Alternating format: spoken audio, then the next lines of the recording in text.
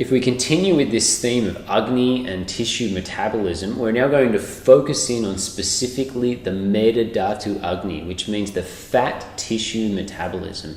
And if we really want to get the fat tissue metabolism going, then the two main things are exercising to the point of sweating. So when we start to sweat, Ayurveda says that this is starting to burn up the fat tissue inside the body.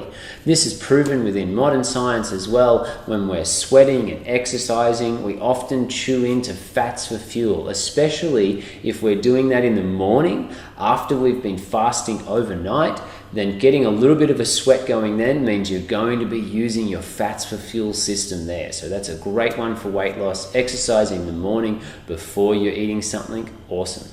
The second one is using some form of substance which stimulates the digestive metabolism of the fat tissue.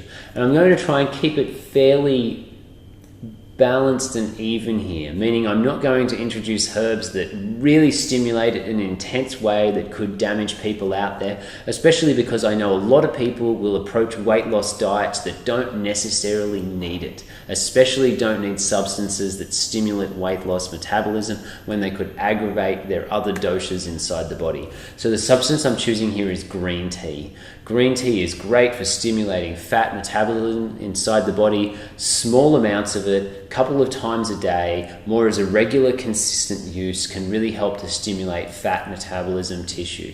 If you have a lot of Vata, nervous system imbalance, then be aware green tea is drying. Green tea can aggravate the nervous system. So if you just got the weight on the belly and you think it could be stress related, then green tea is not the solution for you.